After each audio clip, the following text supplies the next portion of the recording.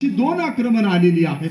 62 ला मोठा दुष्काळ भारतात पडलेला आहे आणि अशा काळामध्ये राष्ट्राला त्यांनी आव्हान केलं की आपण एक टाइमचं जेवण कमी करू, कारण आपल्याकडे भुकेचा प्रश्न होता आणि लोकांनी ते मानलं. कारण शास्त्री अतिशय चारित्र्यवान होते. शास्त्री बॉर्डरवर गेले आणि तिथे त्यांनी नारा दिला, जय जवान जय किसानचा. आलं का लक्षात? आणि हा नारा देशभरामध्ये गाजलेला नारा आहे आणि म्हणून ते नाव तुम्हाला दिलेलं आहे. कोणतं नाव आहे? लाल बहादूर शास्त्री. कोण कोण आहेत त्या ग्रुपची विद्यार्थी? हात वर करा. अरे वा, तुमच्यावर पूर्ण या महाविद्यालयाची नाही तर राष्ट्राच्या चारित्र्याची जबाबदारी आहे. त्यामुळे आपण निश्चितपणे शिस्तीत बसणारच आहात, त्याचा काही यात शंका नाही. दुसरा गट आहे, तिसरा गट आहे येस ऑर नो. आता त्या गटातली कोण आहे हेही आपल्याला कळालं पाहिजे. कोण आहेत येस नो?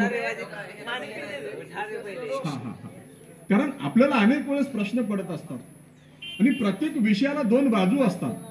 आता आपल्याला या निवडणूक, एक देश एक निवडणूक, याच्या दोन्हीही बाजू समजून घ्यायची आहे. हा काही नवीन विषय आहे का? नवीन विषय नाही. आपल्या देशामध्ये एक देश एक निवडणूक असं काही नव्हतं का?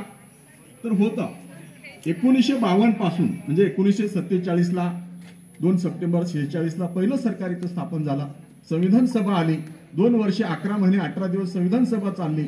26 जानेवारी 1950 ला आपण संविधान अंमलात आणलं. हे प्रजासत्ताकाचं अमृत महोत्सवी वर्ष आहे का नाही? माहित आहे ना? पण या अमृत महोत्सवी वर्षामध्ये आपल्या हे लक्षात आलं पाहिजे की आपली पहिली निवडणूक जी झाली ती 1952 ला झाली. 1952 ला जी निवडणूक झाली तेव्हा लोकसभा आणि विधानसभा दोन्हीही निवडणुका एकदाच झाल्या. त्याच्यानंतर 57 ला झाली, 1957 ला झाली. त्याही दोन्ही निवडणुका एकदाच झाल्या. त्यानंतर 1962 ला झाली. म्हणजे प्रत्येक 5 वर्षाला आपल्या निवडणुका होत गेल्या आणि ह्या प्रत्येक निवडणुका ह्या विधानसभा आणि लोकसभा दोन्हीही एकाच वेळी झाल्या. त्याच्यानंतर 1967 ला सुद्धा दोन्हीही एकाच वेळी झाल्या. पण 67 नंतर भारतीय राजकारणामध्ये हा बदल झाला की विधानसभा आणि लोकसभेच्या निवडणुका एकत्र होण्याची पद्धत बंद झाली. ती का बंद झाली? तर 1967 नंतर भारतीय राजकारणामध्ये खूप मोठे बदल झाले. शास्त्रींचंही निधन झालं. इंदिरा गांधी पंतप्रधान झाल्या होत्या आणि इंदिरा गांधीला पुढे भारताने आयर्न लेडी म्हटलं. पार्लमेंटमध्ये एकच पुरुष आहे आणि बाकी सगळ्या स्त्रिया आहेत अशी दहशत इंदिरा गांधींनी भारतीय लोकशाहीमध्ये निर्माण केली होती. पण सुरुवातीच्या काळामध्ये इंदिरा गांधींना गुंगी गुडिया म्हणतात आणि म्हणून अनेक ठिकाणची सरकार 356 एक भारतीय राज्यघटनेमधलं कलम आहे. किती लोकांना माहिती आहे मला माहिती नाही. आणीबाणी संबंधीचं ते कलम फक्त इंदिरा गांधींनी 50 वेळेस वापरलं. फक्त इंदिरा गांधींनी 50 वेळेस वापरला. म्हणजे 356 वापरलं म्हणजे या राज्यामध्ये बहुमत आहे पण त्या राज्यातलं सरकार काँग्रेसच्या व्यतिरिक्त आहे, दुसऱ्या पक्षाचं आहे, तर तिथलं सरकार त्यांनी बरखास्त करून टाकलं. राज्यपालाला सांगितलं. आता नुकतंच तुम्ही पाहिलं असेल तर राज्यपाल भगतसिंग कोश्यारी असं म्हणाले की मागच्या विधानसभेमध्ये विधान परिषदेवर 12 आमदार ही राज्यपाल नियुक्त असतात.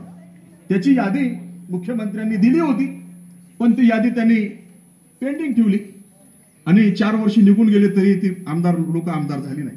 त्याच्यामध्ये माझा एक मित्र आहे, म्हणजे मी आणि तो आम्ही एकाच कॉलेजमध्ये प्राध्यापक होतो पीपल्स कॉलेजला, यशपाल भिंगे. आणि म्हणून मी नुकताच त्याच्यावर व्हिडिओ टाकला माझ्या चॅनलवर की तो आता कदाचित आमदार होईल का नाही माहित नाही, त्याला आम्ही नुसतंच आमदार म्हणतो. म्हणजे तो त्याचं नाव आमदार म्हणून डिक्लेअर झालं आणि आमदार म्हणून म्हणायला आम्ही सुरुवात केली, पण कदाचित त्याला पुन्हा संधी मिळणार नाही. कारण भगतसिंग कोश्यारींनी हे असं का केलं तर मी हे सांगत होतो की ते असंवैधानिक आहे. पण भगतसिंग कोश्यारींनी आता गौप्यस्फोट केला. त्यांनी सांगितलं की मला उद्धव ठाकरेंनी 5 पानी पत्र लिहिलं आणि ह्या पत्रामुळं म्हणजे हे करावंच लागते म्हणलं. मी म्हणलं की मी केलं नाही तर तुम्ही काय करू शकता. आता भारतीय राज्यघटनेमध्ये सगळ्याच गोष्टी काही लिखित नाहीत, लिहिलेल्या नाहीत. त्याच्यामुळं तत्वतः जसा पंतप्रधान हा भारताचा कार्यकारी प्रमुख आहे, राष्ट्रपती नामधारी प्रमुख आहे, तसं घटक राज्यांमध्ये मुख्यमंत्री हा कार्यकारी प्रमुख आहे आणि राज्यपाल हा नामधारीचा आहे. आणि म्हणून इकडून पाठवलेला हे विधेयक ते पास करूनच द्यायचं असते. फार फार तर फेरविचारासाठी पाठवता येते आणि 14 दिवसानंतर पुन्हा जर ते हे झाला तर त्याच्यावर सही करून द्यायची असते. पण आपल्याकडे 4 वर्ष भगतसिंग कोश्यारींनी हे केलं नाही. आणि हे न केलेलं ती पुन्हा अभिमानाने सांगतात मी का केलं नाही. म्हणजे हे असंवैधानिक पद्धतीने जे सुरू झालं, यामुळे या देशातल्या निवडणुका ह्या अवेळी व्हायला लागल्या. म्हणजे विधानसभा बरखास्त केली, अनेक विधानसभा बरखास्त केल्या, त्याच्यामुळे मग लोकसभा आणि विधानसभा एकाच वेळी घेण्याची प्रथा बंद झाली. देशात पुढे आणीबाणी लागू झाली. आणि हे सगळं झाल्यानंतर आपल्याकडे आता विधानसभा लोकसभा